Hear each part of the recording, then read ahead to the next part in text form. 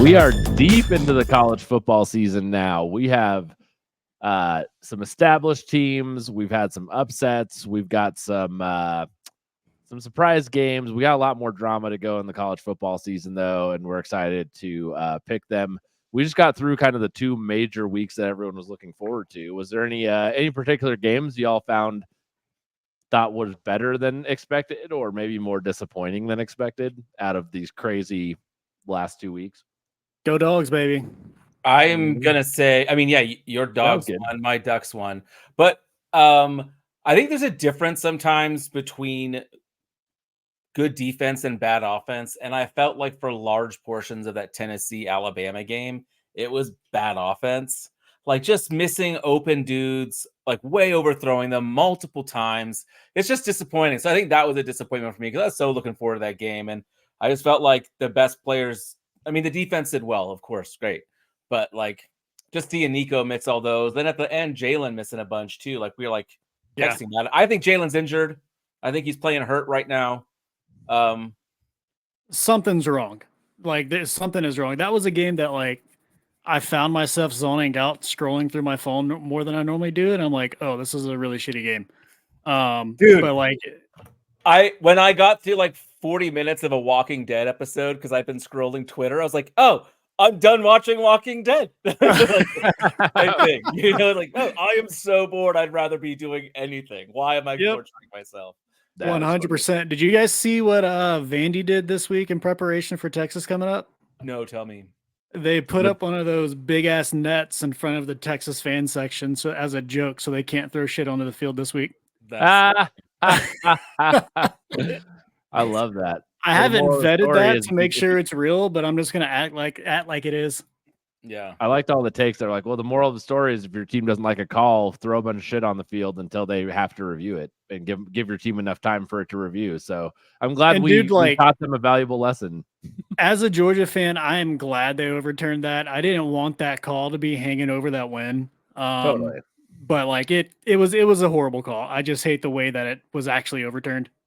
Yeah, I mean, if you can't have your fans throw shit on the field, just throw an extra duck on the field like Dan Lanning did. You know, just like line 12 up. Like, yeah. Brilliant, man. They changed the rule mid-season. I love it. Dan Lanning. Good stuff. All right, let's dive in. We're going to start with a game that all of us have some kind of pick on. Mike, why don't you start with this Washington-Indiana game? Yeah, I'm going under 54, which has historically been kind of scary with Indiana as good as they've looked. But with Curtis Rourke out, I don't think they're going to be the same offense. Taven Jackson looked much better in the second half of that game. But like last year, he had a 2-to-5 touchdown to interception ratio. Washington's defense been pretty solid so far. They're 21st in the country with allowing 19 points per game. 6th in total yards allowed, and number 1 in the country for opponent passing yards per game. I think that combined with the backup quarterback is just going to push them to run the ball a lot more. They've got a really good running game. Washington's defense has not been great against the run. I think they're just going to get in, slow the game down, and get out of there with a win. So give me under 54. Love that. Yeah, I mean, this Indiana team is impressive. Like, what's our guess on where Cignetti coaches next year? Like in the SEC, like one of those. He's staying, like, man. There's no way he's staying at Indiana for the long haul. No, but that's a different thing. He may not be there for the long haul, but he's gonna be in Indiana more than 1 year. I don't know, man. Mel Tucker up and left CU after 1 year. I'm just saying, if you can get more money, breed. You go take it. All right, Stefan, your pick for this game. Yeah, I mean, I like how you're seeing this, Mike. I see it in a similar way where I don't know if Curtis Rourke's, like his offense might not be humming along now that he's out, right? But I think Indiana is still a much better team. Remember, I backed Washington against Michigan. I didn't bet it. Wasn't a real bet on the show. Next game, I was like, you know what? I'm backing these Huskies. Iowa, I don't think so. And then the Huskies, like, sucked butt. So the Huskies are not that good.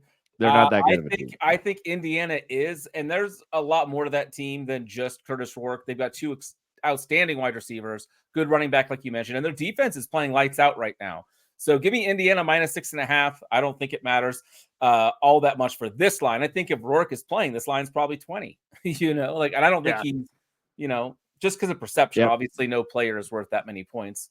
But to me, this one's I'm all over Indiana in this one. Yeah, I've been saying all year Jed Fish is fraudulent, not a good coach. And I still believe that to this day. And he hasn't proved me wrong. I mean, he's had a surprise moment or two. All right, moving on. I'm going to give you my first pick. I'm going to go ahead and take the Kansas versus at Kansas State over 55.5. I'm doing this because Kansas is not a good team, but they have shown some signs of life on offense. Putting up 33 points a game is pretty solid for a bad team. That and Kansas State's most significant injury is a linebacker on defense. Kansas also has a major injury on defense with Kobe Bryant. I don't think is supposed to play. So, injuries on defense, both offenses, if they're humming along, both of these teams have hit this 4 or more times this total during the season. So yeah, let's light up the scoreboard in this one. That's my only take on the Kansas State rivalry. But who knows what happens in rivalry games? No clue. No clue what's going to happen in this game. I would if you made me bet, I would take Kansas State to cover the spread, but it's a rivalry. You never know. This crazy stuff happens. So. All right, Mike, why don't you move us on to your next pick? Yeah, I'm staying in the Big 12 with OK State versus Baylor, taking another under here, under 65. OK State started the year strong and offensively looked great against Arkansas, but that's kind of been a little bit of an outlier since. They looked much better last week with Rangel at quarterback, but now he's out and injured, and now we're back to the other seventh-year quarterback in the Big 12, and Bowman. And they're averaging less than 20 points per game against conference opponents with him at the helm. So I think the OK State offense is bad enough here that this total is going to struggle to go over. I started at the under for the team total here, but the juice was just much better on the game. So I like it, man, here. Baylor, they've given up 37.5 points per game. However, they've played significantly better offenses throughout the rest of the season in Texas Tech, Iowa State, BYU, and Colorado. And so Colorado. OK State, yep, there you go. Giving you the shout out. OK State just doesn't come close to that. And I don't see this getting above 65 here.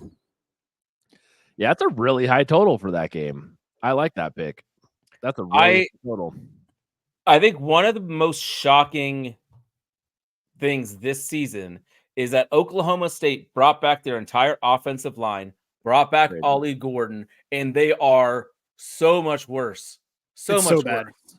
Like Ollie Gordon went from one of the top 3 running backs being taken in college fantasy football to he is not startable. He's out of the question now. And it's it makes me want to fade BYU even more now after seeing that game last week and how much they made OK State like a really good team. So I'm kind of curious to see what they do rest of the season.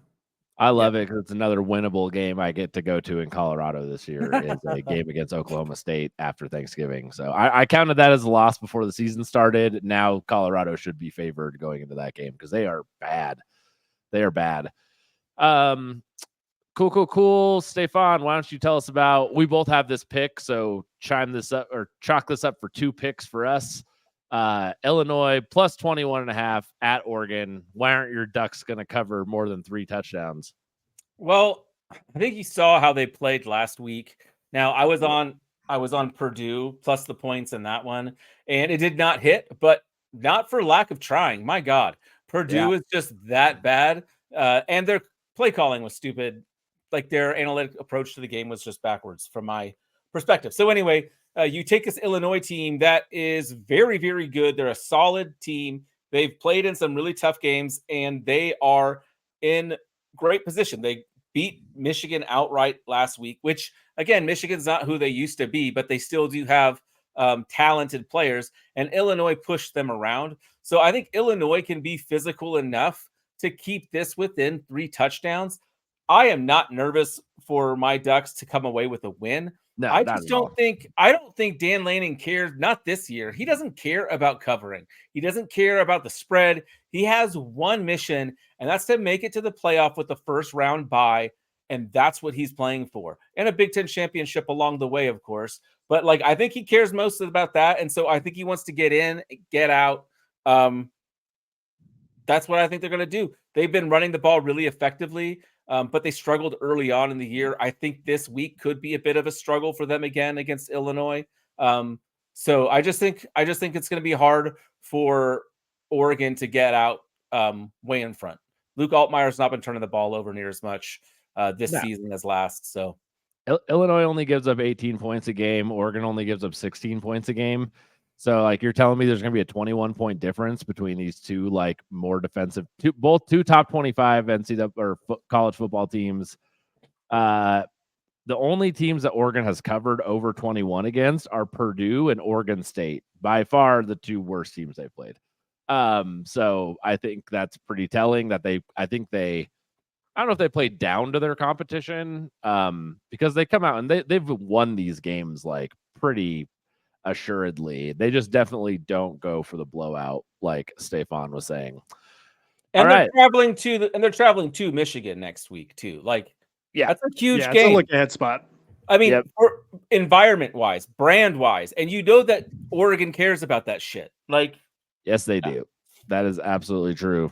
All right, Mike, why don't you take us to this Penn State Wisconsin game? Yeah, give me Penn State to cover 6.5 points here. Wisconsin, they haven't been very good this year. They put up a ton of points on Rutgers and Purdue, 94 combined offensive points there. But if you eliminate those two games, they've only put up 17 points per game. They're significantly better on the ground than they are through the air. And Penn State's number 8 in the country against the run and has a phenomenal D-line. So Penn State, they're running the ball very well, and Wisconsin is pretty bad against the run as well. So I just think Penn State here is a much better team. And I just think it shows on the field, and they lay the points with ease here. Oh, yes. We're all just waiting for Penn State to get to the playoff to lose in horrible fashion to somebody. Yeah, don't get me wrong. I do think they're overrated overrated as the number 3 team in the country, but not to this level. Totally. All right. Let's take a little trip over to the Mountain West. We got a couple picks for that. Stefan, why don't you start with the Boise State? Yeah. Your Boise State pick. We've got the Broncos facing off at UNLV on Friday night, I believe. So you're going to want to get this one in early. I'm taking Boise minus 3.5. I think they can control this game with the run game. Boise State has shown that they can play with Oregon. Like, they were in a position to win that game late. If it wasn't for some special teams fortune for the Ducks, Boise State could have beaten them, quite honestly. So I think they're legit. They've only gotten stronger as the year's gone on. UNLV, their reliance on the pass game is great. They've got some incredible, like Ricky White is an incredible wide receiver. But I just don't think it's going to be enough against this Boise State team. I don't think they're going to be able to keep up. And I'm excited to watch Genty just continue to pour on numbers here. So Boise State minus 3.5. Totally agree. Genty, I love all the jokes with him standing in the backfield right now. The internet's pretty great. Yeah. And we talked about this last year on the NFL, or last week on the NFL show. That 3.5 number is a number that Vegas feels like they want you to take UNLV there. And we're actually going to go ahead and just take those 3.5. As a lot of expert bettors do, which I'm understanding more and more as we dive into this. It's like, oh yeah, it's a bet. They want you to take that UNLV plus 3.5, and we're not falling for it because we're sharps, baby. We're sharps. We are sharps. We're a bunch of sharps on this show. Speaking of sharps, let's talk about the New Mexico Lobos again. My third week in a row talking about the New Mexico Lobos. As long as I keep hitting the picks for them, though, I'm just going to keep picking something. So we got New Mexico at Colorado State. I'm taking over 65.5. New Mexico had a brutal schedule playing Auburn, Arizona, like some teams that Arizona when they were still playing decent at the beginning and had some big losses. But UNM is scoring almost 38 points a game this year, despite going 1-4. They're also last in points allowed. They allow 43 points a game. So Last week's total for UNM was 78.5, and right. they blew past it. CSU's a different team. They don't score as much. Their offense isn't very good. So that's where if you have some hesitation, I guess it's there. But CSU is 90th in the country in points allowed. So you have the last place team in points allowed versus a CSU team who's 90th. And then one of the offenses averages 40 points a game. I will happily take the over for this game, and I think it crushes pretty good. Wouldn't be surprised to see New Mexico win, but yeah, maybe CSU pulls this one off. They've had a couple games where they played better recently. So that's our trip around the Mountain West. Mike, you don't have any interest in diving into the Mountain West Conference? I'm leaving that for you, man. Soon we like Bronco and we like points. Soon to be the Pac-12. Soon to be the future Pac-12. So yeah. All right, Mike, why don't you wrap us up with your last pick in this Louisville game? Yeah, give me Louisville -7 against Boston College. Louisville's, I mean, they're only 4-3 this year, but they've also played a really tough schedule with Miami, Boston College, and SMU.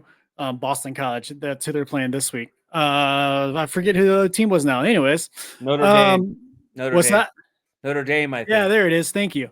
They're way more talented than that record shows. Tyler Show's been really good. Ja'Cory Brooks is a stud at wide receiver, and Isaac Brown is averaging 8.3 yards per carry on the ground.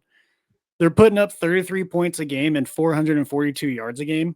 They're especially good through the air, and Boston College's passing defense is pretty rough. 76 in the country there. Boston College runs the ball a lot, but even with rushing the ball 60% of the time, they're only averaging 134 yards per game on the ground. There's no way they're going to be able to score enough points that way to keep up here. So give me Louisville -7. That's great. I love that, man. I was hopeful for Boston College though early, when like before everyone was just beating Florida State and like they did, it's like well, they almost beat Mizzou like for real. And it's kind of a bummer they've fallen off a little bit. They could have been a cool feel-good story, depending on what you feel about Bill O'Brien and your opinions on him. I think he's a good dad anyways. I don't know if he's a good coach. Moving on.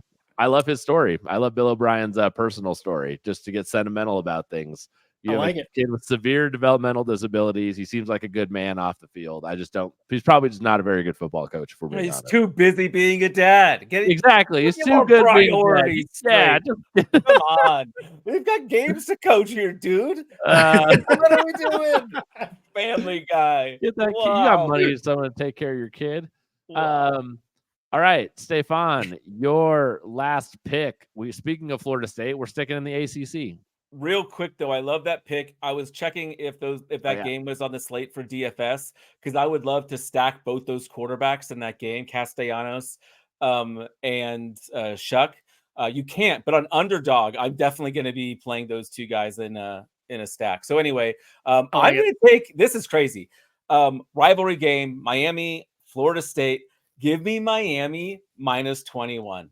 I don't even care. I don't care what the number is. Miami is so good, right? Like Miami is playing for a first round bye in the playoff. They're playing for the legitimate Heisman. He's going to New York if he stays healthy, Yeah. So this is an opportunity for them. This is the opportunity for Cam Moore and Miami to turn the screw on this terrible Florida State season and be like, yeah, we own Florida. And it's going to be good for the brand. It's going to be good for whatever they want to do with the ACC, talking about realignment and all that. So give me Miami -21. I'm going to get so mad when they win by 17. Wait, I love it. I was thinking earlier today, I can't believe we haven't faded FSU more than we have this year. So I'm glad somebody is finally going after it here. Well, I just keep thinking, like, man, they'll snap out of it, right? Yeah. Like at some point, talent will take over and they'll kind of snap out of it. Nope. If they're down double digits in this game, they're going to quit. They're going to quit right there on the spot. Yeah. It'll be great. So they're going to quit in the first quarter. Yeah. It's kind of nice to see. All right. You have made it to the part of the show where we run down our picks. If you fast forwarded to the end here, let's run it down. But before we do, don't forget to follow us on Instagram, X, TikTok, wherever you get all your podcasts. Hit all the like, subscribe buttons, share with all of your friends, all of that good stuff. All right, Mike, why don't you take us through what you got? Yeah, give me Washington at Indiana under 54, Oklahoma State at Baylor under 65, Penn State minus 6.5 at Wisconsin, and Louisville minus 6.5 at Boston College. Actually ended up taking that at -7 now since the line moved. Awesome. I got Kansas at Kansas State over 55.5 with whatever rivalry you call that. The Corn State, right? I don't know what it is. Illinois. Sunflower. The Sunflower rivalry? Is that what we're calling it? It's the Sunflower. Yeah. Okay. I like it. We're going to make up our own name for that one. Illinois plus 21.5 at Oregon. UNM at CSU over 65.5. And Stefan, why don't you take us through what you got? I'm Googling the Sunflower Showdown is what it's called. Is it really? Yeah. We're going to take Miami minus 21. We're going to take Indiana minus 6.5. We're going to take Boise State minus 3.5. And we're going to take Illinois plus 21.5 at Oregon. Doubling up what Eric said on that one. That is correct. All right. We will see y'all over at the NFL show.